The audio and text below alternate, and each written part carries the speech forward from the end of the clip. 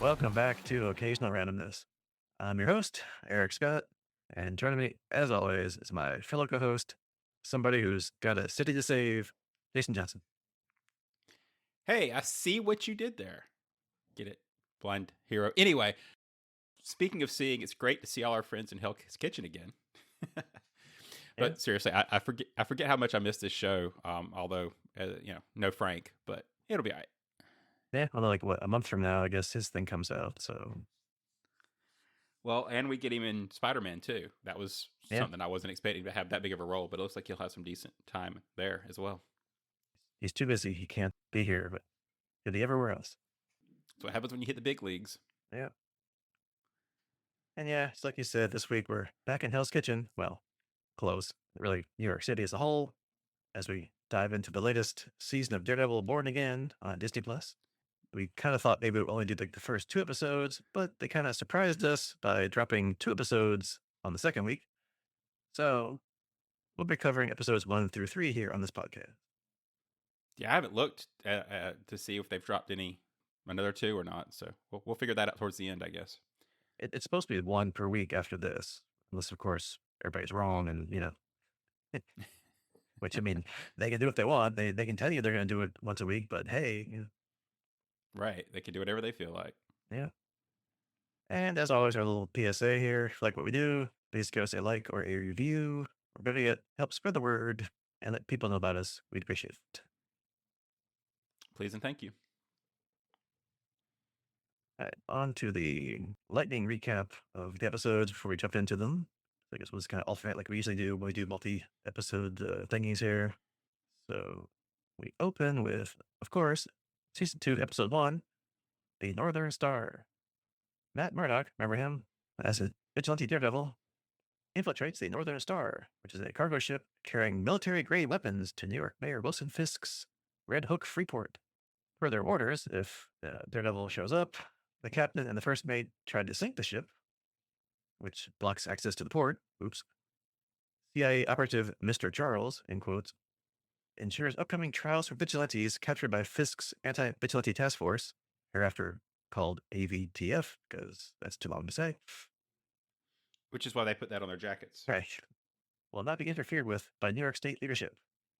With a little ominous phone call there. Fisk and his wife, Vanessa, agreed to work with Mr. Charles on more shipments. Because, you don't want to make the CIA your enemies there. Meanwhile, Matt and Karen Page work in secret to oppose Fisk.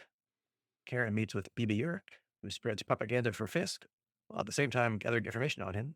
And Matt searches for the Northern Star crew with his ally and former police officer Cherry.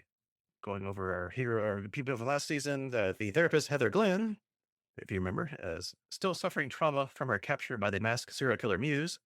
She agrees to falsify Jack Duquesne evaluation ahead of his trial for being the vigilante, the swordsman. The AVTF attacked Cherry in his apartment, and Matt comes to his rescue. But unfortunately, Cherry, as he says, can't take a punch anymore. And as he's having a heart attack, Matt gets unmasked by the AVTF officers. But before they can do anything about that, they are swiftly killed by Benjamin Poindexter, our old buddy from Daredevil Season 3, aka Bullseye. Which leads us into Season 2, Episode 2, Shoot the Moon. Speaking of Bullseye, we kind of pick up there as he kills two AVTF officers at the hospital where Cherry is recovering, allowing Cherry's police friends to take him into hiding. Detective Angie Kim goes to Matt and Karen's hideout at Josie's bar to let them know that Cherry is safe. Fisk asks the people of New York to search for Matt, who's the hero lawyer who saved Fisk's life, making it difficult for Matt to go out in public. Smart move on his part. Angela Del Toro and her aunt Soledad Ayala witness a bodega robbery gone wrong, where AVTF officers target the teenage robber and the bodega owner who brandished a gun. Soledad intervenes and is arrested along with the bodega owner. Angela visits Matt's law partner, Kristen McDuffie, and retrieves her uncle Hector Ayala's amulet of power. Remember him? He was White Tiger? Yep. Last season?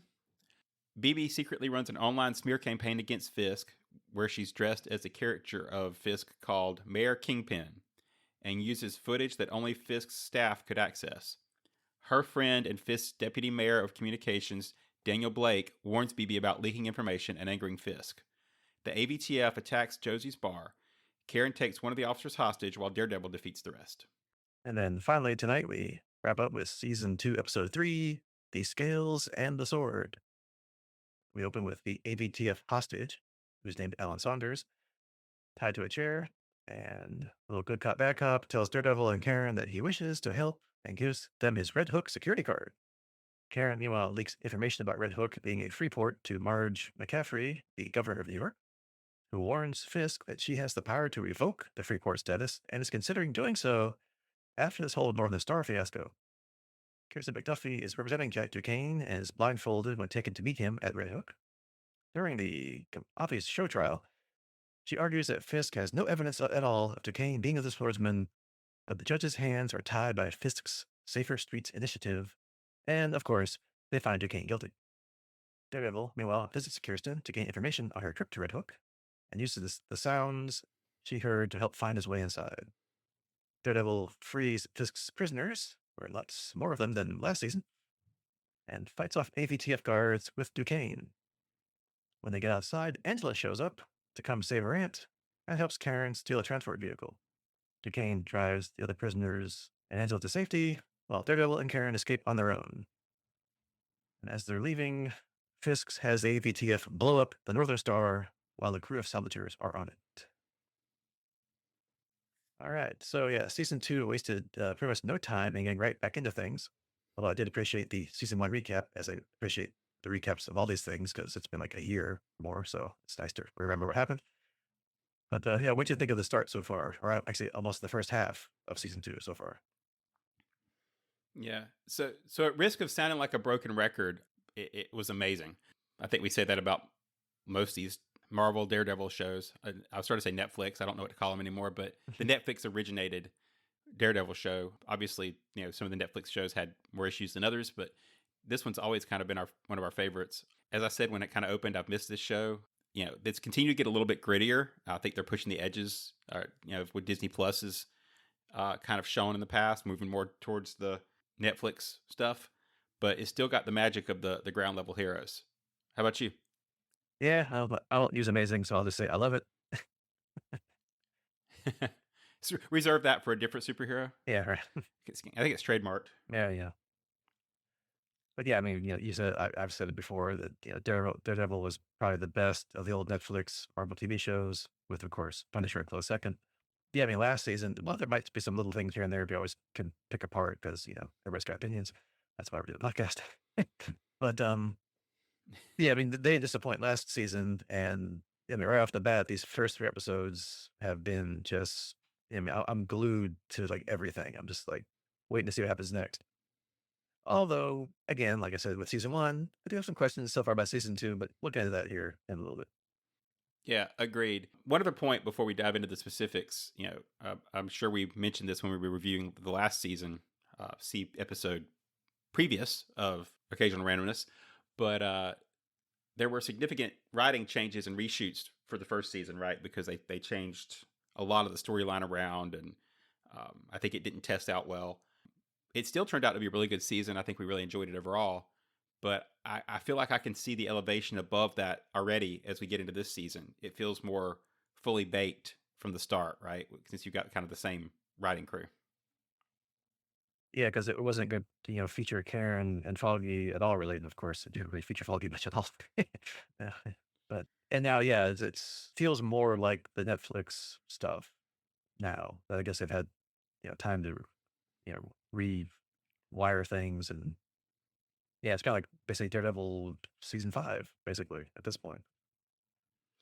Yeah, I mean, could you imagine? I know we're not even halfway through, but could you imagine this season without Karen? I mean, she's kind of critical at this point.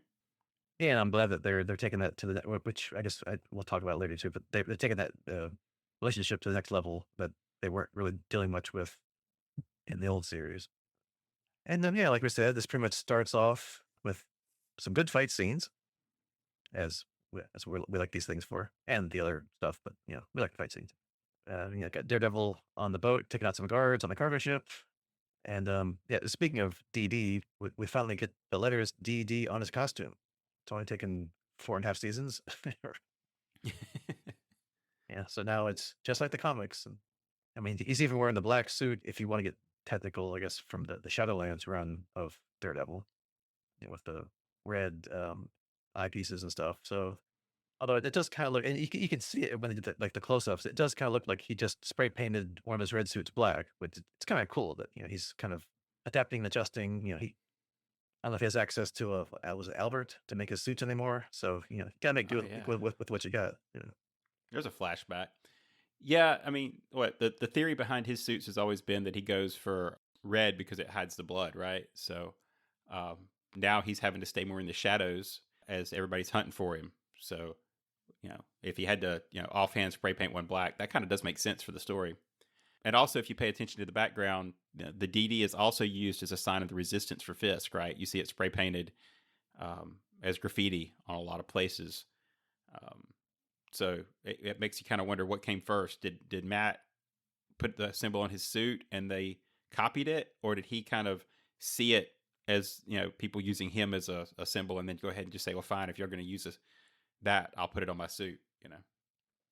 Yeah, kind of the old chicken and egg kind of thing. Yeah, but I mean, at least we finally. I mean, I guess apart from Frank having the skull on his flak jacket, there, this is probably the only actual official costume of these whole runs of these shows.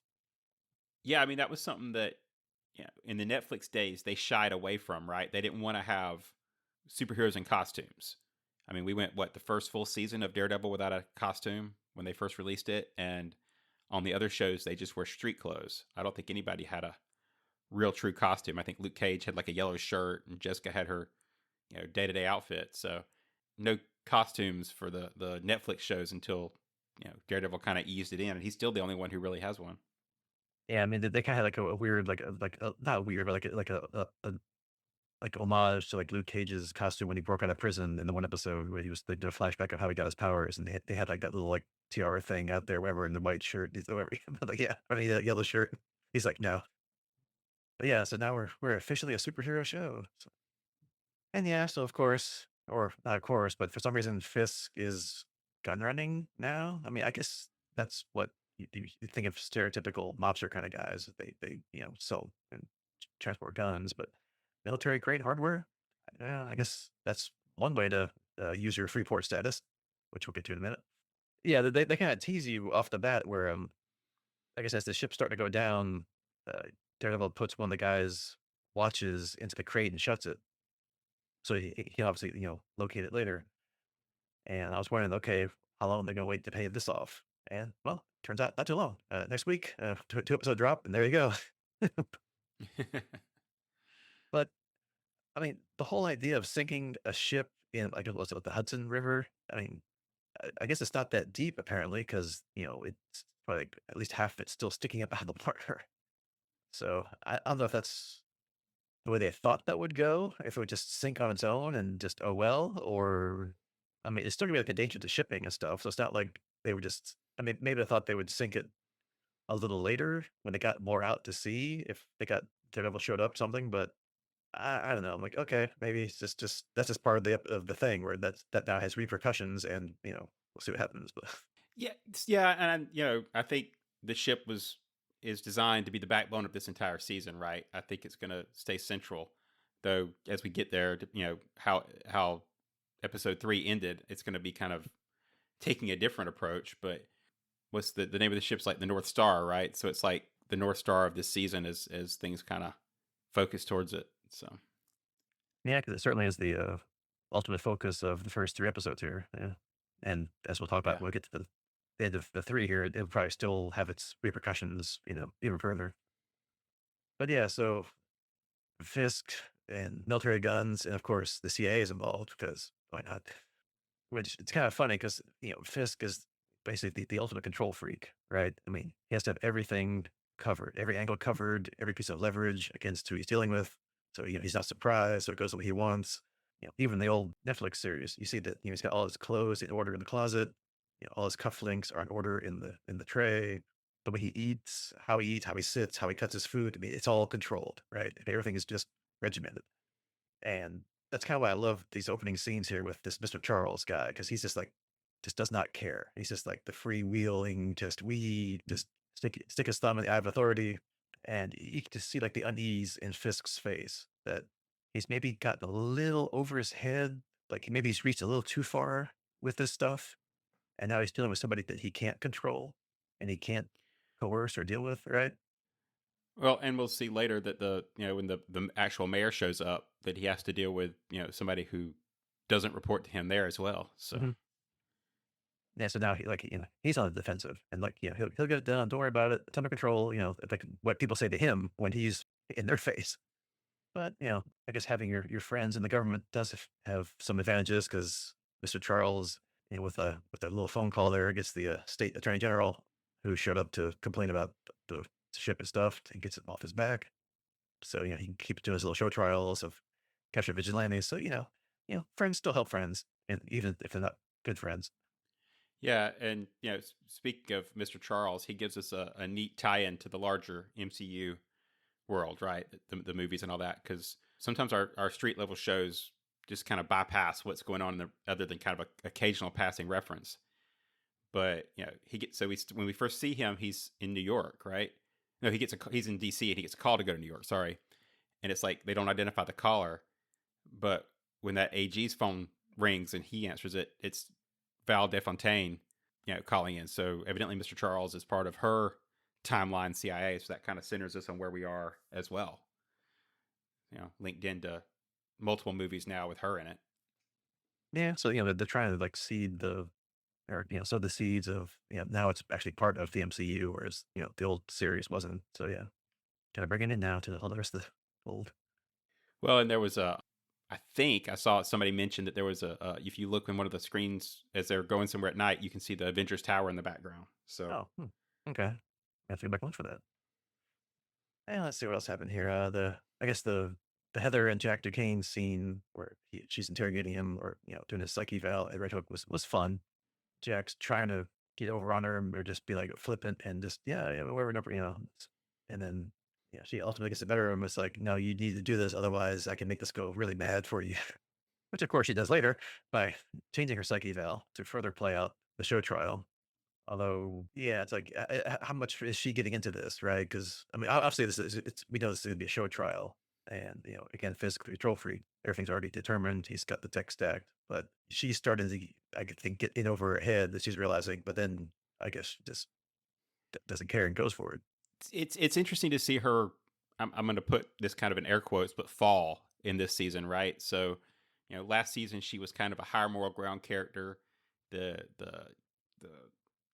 psychologist who was counseling Fisk and Vanessa, and kind of keeping Matt on the straight and narrow until he kind of fell back into being Daredevil, and just all these pieces. And now we have her fully in on Fisk's corrupt legal processes. All they got to do is call her up, and she changes the eval to railroad the swordsman. And we'll see that starts to take a toll on her later as the episodes go on. But she's definitely not the ethical source of truth that she was kind of presented in the first season. Mhm.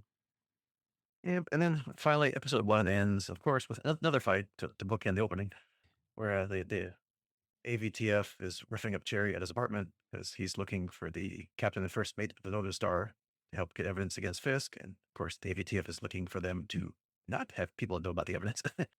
And of course, Daredevil, Guilty Club to the rescue. But then I guess all at the end there, Cherry starts having a heart attack because he says he's too old to take a punch anymore. And we see Matt freeze up and we have flashbacks to Foggy dying on the street last season. And of course, then gets, just cold cocked by the AVTF and falls down. And I was like, okay, they're trying to rip his mask off, and then, he's going to recover or something's going to happen. But no, they pull his mask off and they're like, oh, it's the blind lawyer. I'm like, and I guess they're going to just shoot him right there or something. But then, Bullseye comes to the rescue, shoots them all dead, and then bangs his calling card, or should I say calling knife, off like a couple walls and right in front of Matt's face. And which, while that was cool and everything, that has confused me. And we'll talk about that more as the episodes go on here. But why is Bullseye helping Matt? I mean, they're not exactly chums, right? As we've seen from season three and the first part of last season. But again, it's only 3 episodes. We don't really know yet, so I can't wait to see what's going on. I mean, maybe it's the whole enemy my enemy thing. They both hate Fisk. Just one wants him dead, one doesn't. But still, I don't know. Yeah, there's definitely some fun ideas from the comics that they can play with for Bullseye. So I'm looking forward to seeing where they go. There was a whole run where he pretended to be Daredevil. There was, different runs where he couldn't figure out, different stages of his psyche. So, depending on who wrote him, it's most the case in most comics. There was different ways that he was approached. And just kind of to finish my thoughts on Bullseye, we were talking about heroes with outfits. He's the other one that kind of gets his full outfit back as these episodes go. He's got the commando look that he's had, but just kind of a neat way to set it up. But yeah, I will say this was one of the concerns I had. Sometimes we're watching these shows and we're like, oh no, they're not really going to go that direction. And that's when Matt was unmasked and the cops recognized him, or the AVTF, not really the cops, because I was worried we were going to have to deal with the whole exposed identity storyline that we, just dealt with in Spider-Man. And it's always been something that Matt's dealt with, right? Because he's faked his death in the comics multiple times and all that, and different identities because they keep revealing that he's the Daredevil. But luckily this one was just kind of really quickly solved because Bullseye just eliminated the witnesses. Yeah, so anybody that's left already knows he's Daredevil, so it doesn't matter. Yeah. Right. Which is the whole funny thing about Defenders. Like, they all basically have public identities except for Bat. So,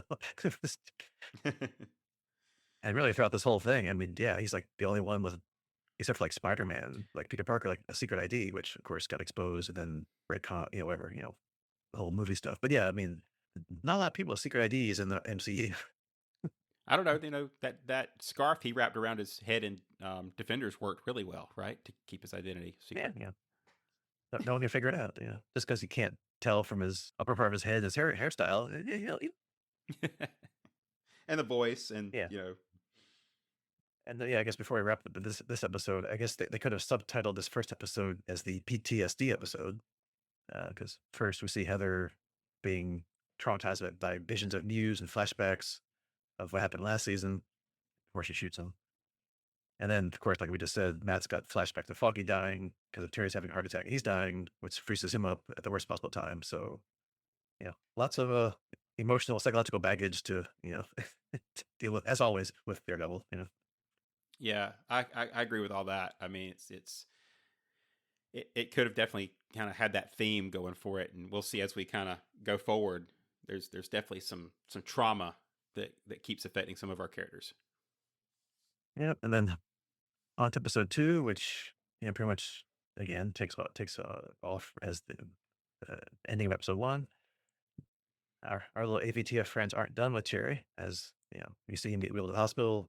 They go to his room at the hospital, I guess, to, I don't know, rough him up or finish him off in the hospital room. But all his retired ex-cop buddies and some others are there, and they're just having a good time. They're making fun of the AVTF guys because what are you can do, right? Kill us all in the room, right? I love that part. I love seeing the. I don't know if they're all retired cops or previous cops. I mean, obviously the oh, I forget her name from last season where she was the negotiator, but in the bank heist, but she was there too. So they're not all older retired cops, but yeah, that crew was hilarious. I love their interactions. Mhm. So they regroup, get more reinforcements, and go back, and suddenly they're all gone. No one's there. Room's empty. So yeah, that's fun. Kind of lets you know that there's more than just our masked or our normal heroes resisting Fisk. It's spreading. It's getting out there. And then for some reason later, as two of the AVTF guys are going down the elevator talking about stuff or whatever, they get killed by Bullseye. Which again, his entire MO here is confusing me for these 2 episodes. Like, why is he there? Is he protecting Cherry too for some reason? I don't know. And then we even get, I think, a scene maybe earlier than this where Bullseye goes into Matt's church and asks for a priest for absolution. I'm like, what?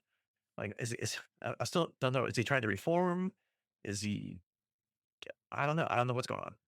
Well, I think again, I'm not trying to say this is for sure where they're going with it, but Matt's Catholic and Bullseye knows Matt's Daredevil, so as he copying him? Is he emulating him? Right? Because he's going to the church like Matt does and trying to be help Matt out. I don't know. There's a lot of cool ways to go with that. I did want to circle back one more thing. I did want to mention about the cops and the resistance kind of there. Um, am I remembering right? I know it's been a while. I didn't go back and watch anything like I should have, but didn't last season end with Karen and Matt addressing a room full of people at Josie's? No, yeah, with like some of the cop people were there, like the Angie, the one that you said from the bank heist and stuff. Yeah, So either what that seemed to be dropped initially, so maybe that's what this is kind of circling back to. And Karen's, the way they get out of the hospital, maybe this is all the stuff that Karen's organized, kind of the underground resistance, and they're just all not necessarily meeting anymore, but because the pressure's so hot, but just kind of working their way they can. yeah. So it's cool to see like it's spreading, even though like the BB public facing storylines are like all like, oh yeah, we love that there's no crime anymore, and the mayor's great, and things are wonderful, and then you have like the other stuff where it's like, you know, no, it's not, and the graffiti and the not uprisings, but like the grumblings and the other stuff, the heavy handedness that's going on. So yeah, it's kind of a nice little dichotomy. It Did you notice that in all those scenes too that there's the saturation is boosted really high, like it really almost feels fake, because it's so bright. Yeah, And any other time we see the city in real life, it's dark. like it's like So you're happy, everything's wonderful video, right? Yeah. yeah, And then yeah, later in this episode, or I guess right after that, then I love how obviously Fisk knows, and I guess people in his inner circle know that who Matt really is. So, but he won't reveal that. He won't go on air that hey, Matt Murdock's Daredevil, because he could easily do that. And I think Buck or whoever wanted them to do that.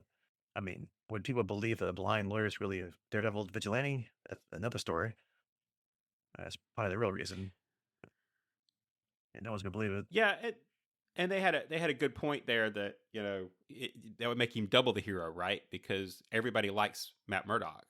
So if the whole anti-vigilante thing is that the vigilantes are bad, but now all of a sudden somebody that's a hero to them and they like is a vigilante, what does that mean? It kind of causes him problems. Right, and especially because last season, not Daredevil, but Matt the blind lawyer saved Fisk's life from Bullseye's, shooting him last season. So it's like now everyone has sympathy for Matt because he took a bullet and saved the mayor's life. He's a real hero, and not those vigilante guys.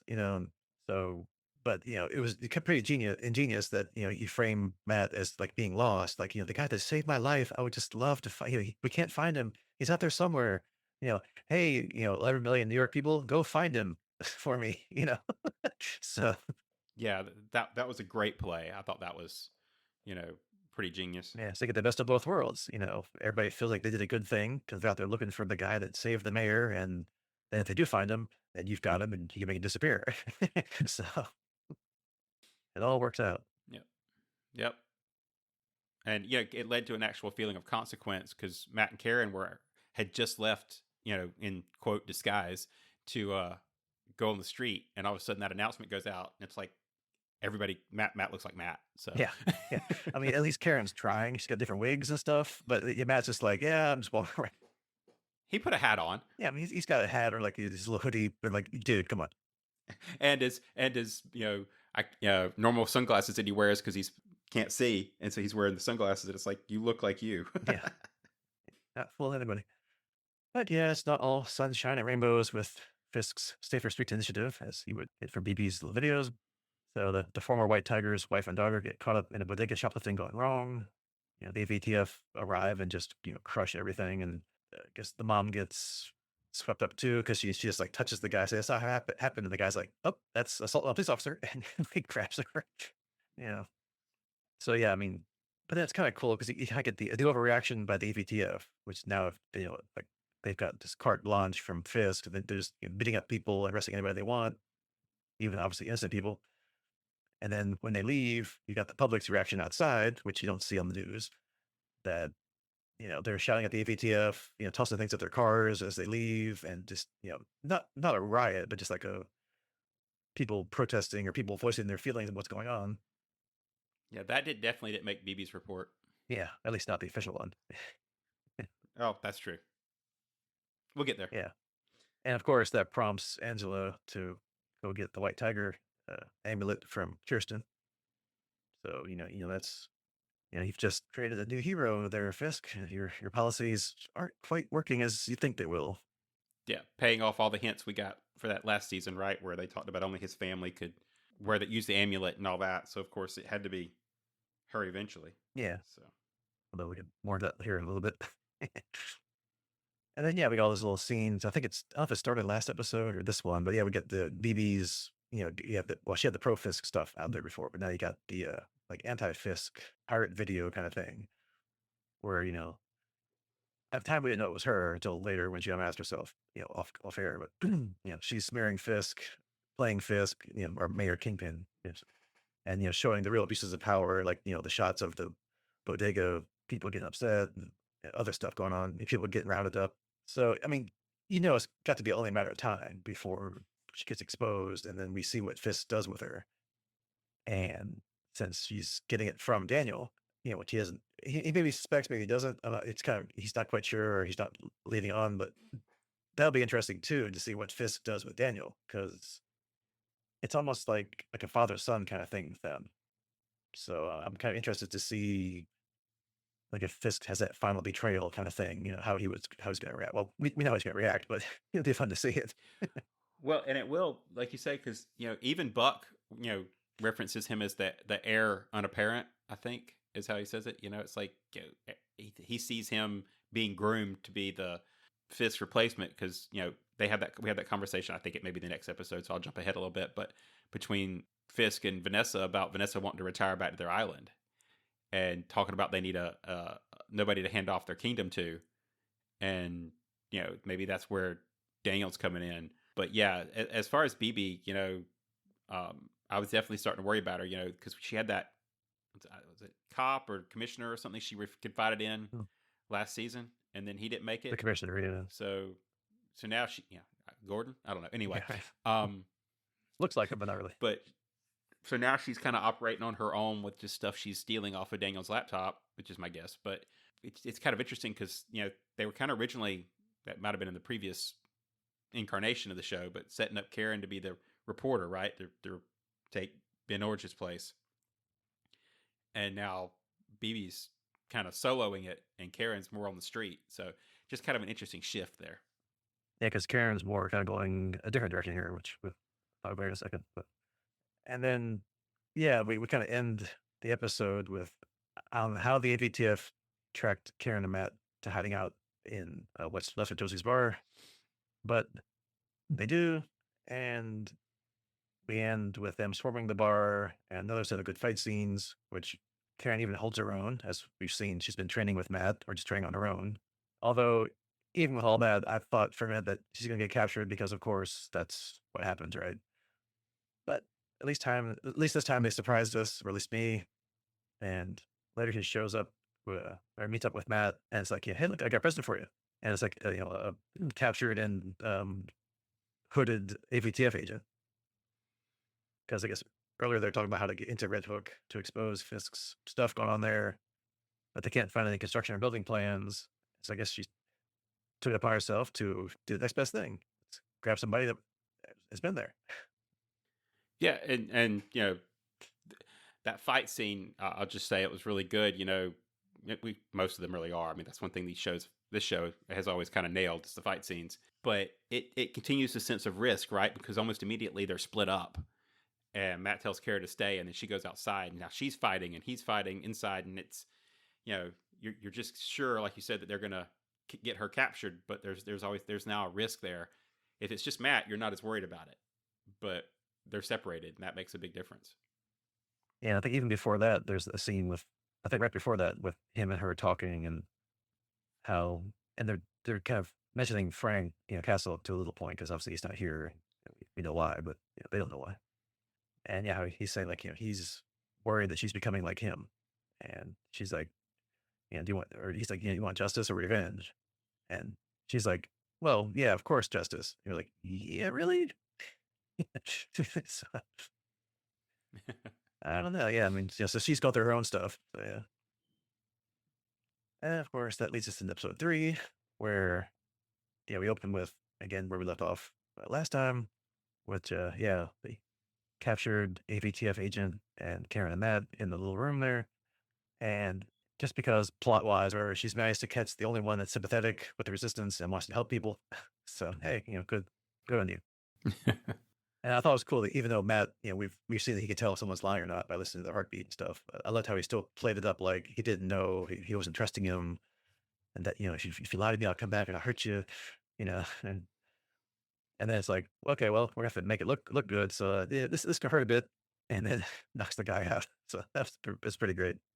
Yeah, I mean, yeah, I got a chuckle out of that lying trick being used here again, and Karen being right in on it. She's like, "Okay, yeah, he's lying, and he's telling the truth." I mean, and then they treat him like he's lying, and just to mess with him. Yeah, I guess because if he I gets beat also, up later, he could say like, "Look, yeah, I told him nothing. uh, yeah, that's what he told us. Yeah, this is gonna hurt. Tell your buddies I beat you up. But the other thing I thought was hilarious is they're doing all this in Frank's hideout, right? So you've got his conspiracy board, you've got all his stuff laying around. So you know, or not Matt, Frank's. So it's kind of reminding you, yeah, he's not the actor's not in this, but there's still his echo of Frank Castle being there. Yeah." And actually, that it was here then that they're talking about how Karen's becoming like Frank, and she doesn't come out and say, "Oh, of course not."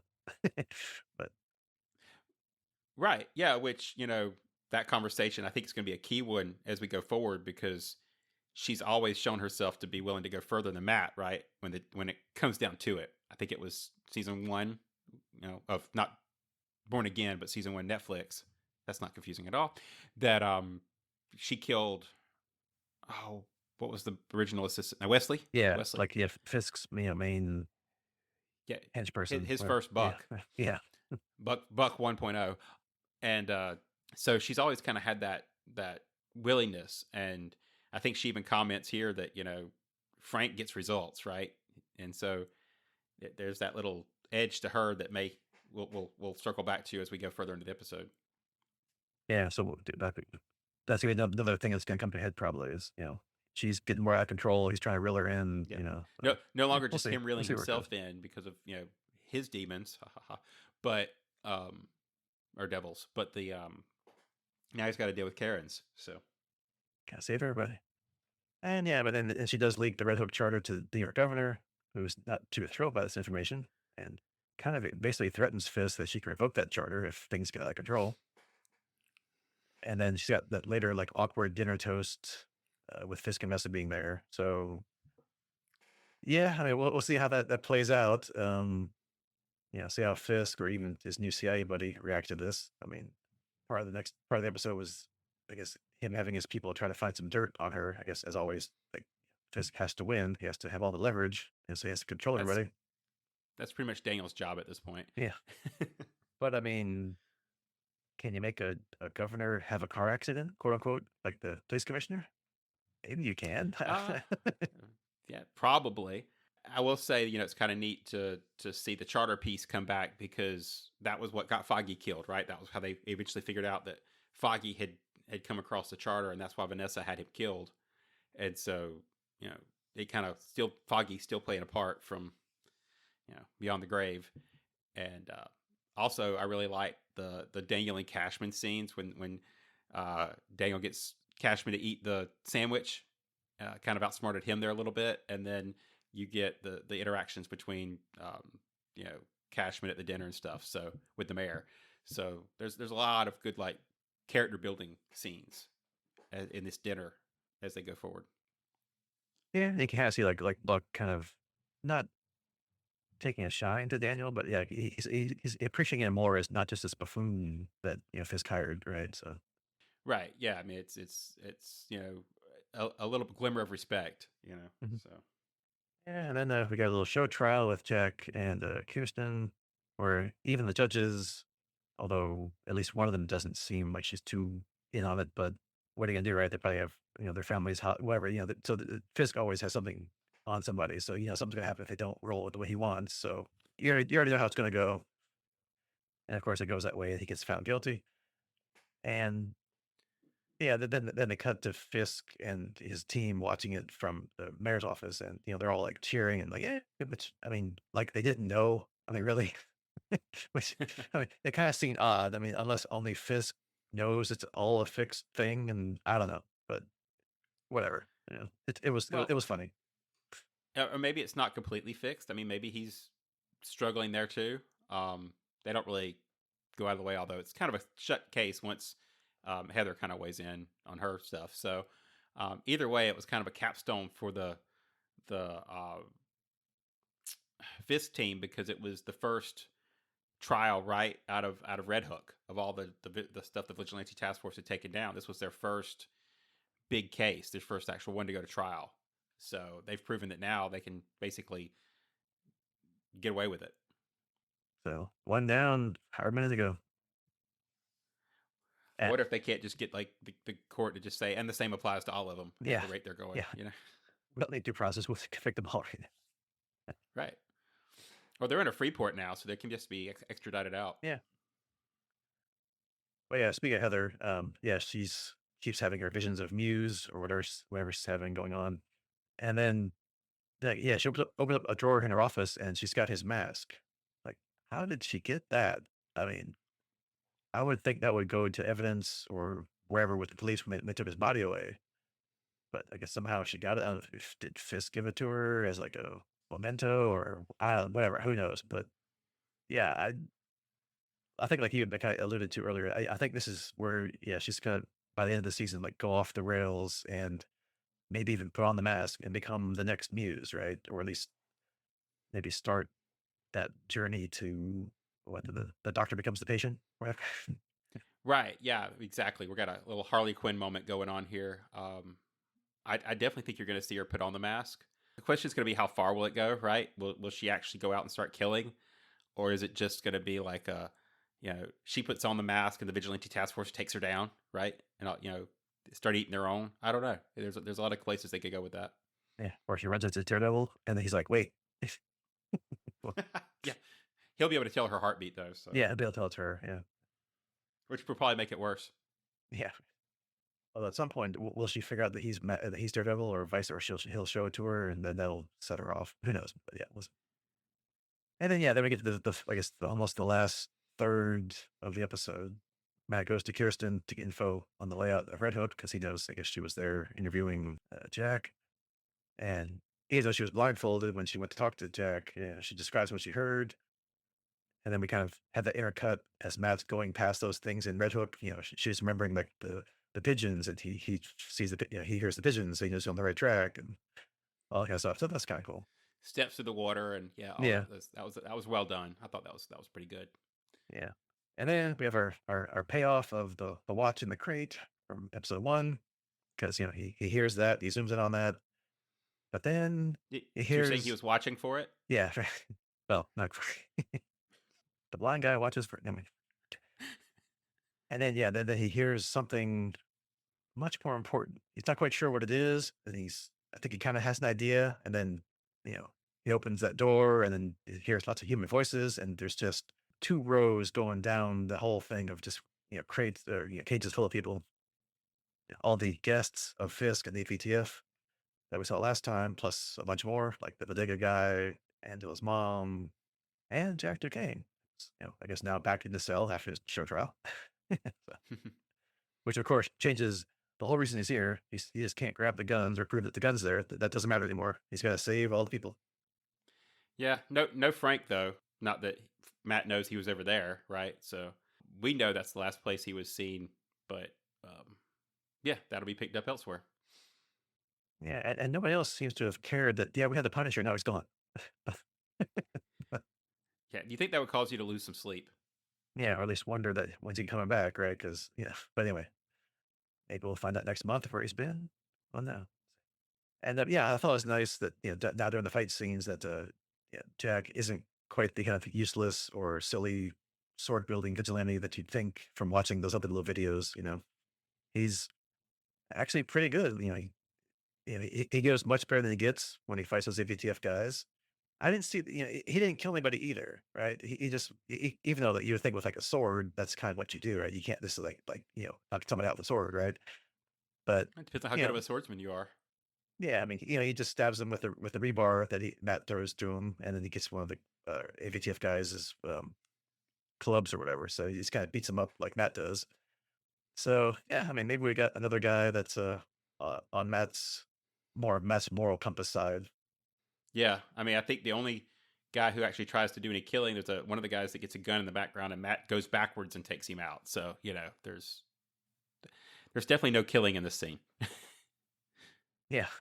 Although, I mean, there probably should have been because at one point you hear them say, go lethal or whatever, and they do shoot a bunch of times, but they don't seem to hit anybody. So, I mean, Well, there was that vent fog, so yeah, you can't shoot through fog. It's proven in shoots like this that fog deflects all the bullets. yeah. Or that the AVTF has taken their target practice lessons from stormtroopers and can't shoot anything. Yeah, I think the assumption here is that we did have some civilian casualties as they were making their way out. They just don't really show it slash dwell on it slash acknowledge it. So Yeah, I mean, I would say it's not a family show, but I guess they don't want to get, too into the. it's one thing for bad guys and whatever. It's another one is innocence, right? So Yeah. Karen's like, something's going on, radios, takes one of the guy's radios, calls Matt, and is like, yeah, something's changed now. We got a lot of people here. Got to get them out. The plan's changed. So apparently Angela and Karen, because Angela's lurking around out there, commandeer one of those AVTF big transports to take away the prisoners. Not, again, not really sure how Angela got into Red Hook without being seen. Maybe all the distractions going on inside. She jumped in at that point. I don't know. But well, she said she took a whole bunch of people out because she had a bag with a radio and a whole bunch of other stuff she'd confiscated by that point. yeah, so I don't know how I feel about that because, I mean, she's got zero training at this point, unless Hector was kind of on the sly, kind of doing some stuff like Karen and Matt were doing. Like, I don't know. But again, it's only 8 episode season, so I don't know how much should be in the rest of the rest of the season. Maybe the amulet somehow gives you knowledge of how to beat people up. I don't know, but I think they gotta be very careful with that because you got like I don't know, young teenager girl now, like, taking down armed agents. Yeah, okay. You gotta be careful. You don't go too far with that. Are you saying there have been other Disney Plus shows that have had that scenario that didn't work out as well? Of course. Yeah. But yeah, one item I did want to mention while we're kind of in this scene is the of the extraction fight. Is that Karen shoots one of the guards? I think she drops and shoots him under the truck or something, and you kind of get Matt gives her a look, but it's in the middle of the fight. So what can he do? But it's gonna be interesting to see that come up because again, that's another example of her being willing to take that step further than he is. Yeah, because I wasn't sure, like, if she, like, shot and killed him or just shot him. Oh, I don't know if it was that visible or it was quick, right? So, Well, I guess I was applying a little real world physics to that. That depending on the way he dropped, I was kind of going off. She yeah, I dropped mean, him, yeah. but I mean, probably, but yeah, but yeah, that'll be interesting to see. Yeah, he's like, okay, look, we gotta talk. And then, yeah, everybody gets away. And as Karen and Matt are driving away, Fisk has the Northern Star blowed up real good, which kills those poor laborers that I guess they kind of alluded to either earlier this episode or last episode that they hired to unload all the weapons. So that, obviously they can't talk about it. And it's not his people. And I'm sure that, Fisk will use this and twist it on vigilantes that, look, they've blown up the ship. Not only did they sink it, now they've blown it up. I don't know why, but okay, sure, whatever. yeah, I guess to try to get the public more on his side, which, you gotta bring people onto your side and not have sympathy, for those rascally vigilantes. yeah. One more way to think to tie back to Daredevil is what's going on, and it also goes back to the first appearance of Mr. Charles, right? Because when he comes in the office, he tells Fisk, to use hired labor, and Fisk says, "Well, I was going to use my task force." Charles is like, "Well, yeah, but if you aren't willing to sacrifice them, are you?" And he was like, "We see he hired people, and this allows him to not only sacrifice them, but to blame Daredevil for it." Yeah, which again, if they're your, handpicked people, don't they already know you're kind of doing shady stuff? But whatever, I don't know. Maybe not. Maybe some of them are still have enough ethics that they would be comfortable with it. So yeah, I can see it. Yeah, has some cannon fodder, like, and then let them deal with it, like, ninjas from Daredevil, just cannon fodder. So that's the end of the first three. Anything else we didn't cover that you want to talk about in more detail? No, I think we summed it up. I wasn't sure if we were gonna hit all the points, but I think we covered pretty much everything that we've got so far. So I think it started out spectacularly. Ha ha ha. So amazing. No, wait, that was Amazing. trademark too. Yeah. Fearlessly. It started out fearlessly, And we'll go with that. Superiorly. Yeah. Well, Man Without Fear was Daredevil's line, right? Mhm. So, Yeah. All what right. you? I think we hit all the major points.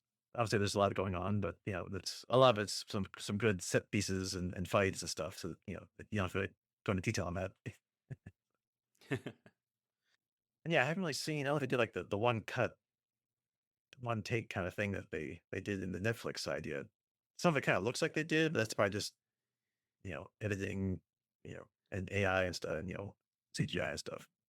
Yeah, the breakout fight's what I've been calling it. Kind of was supposed to look like that with the cuts between him and Duquesne, fighting back and forth and passing the billy clubs and all that back and forth. But I'm pretty sure that I read something that said it had several minimized cuts, right? Like they tried to hide them as things were moving or the fog was rolling or whatever. But there were definitely, it wasn't the seamless cut like they did the last time, but it was kind of emulating it. So who knows? Maybe we'll get one of those coming up. But that's always they have to sneak one of those in every season, even in this new stuff. We'll see. But that was a pretty good job either way. So I did enjoy the fight. Yeah, good fight choreography. Whoever's doing that, I didn't look at the credits, but yeah, whoever's doing all that, yeah, good job. Yep. Yeah. So next time, as we're only 3 episodes into the 8-episode season, we'll be talking about whatever's coming up next. Which episode 4 drops tonight as we record this. So next time will be however many episodes from 4 onward that are out when we get back to doing this. Maybe another 2. Uh, I think we did last time. We did like 3, 3, and 2. So maybe not. We'll see. Who knows? But again, look at the show notes. Look at the episode title. I'll tell you how much we got done. So, and with that, we will talk to you next time. Goodbye. Goodbye.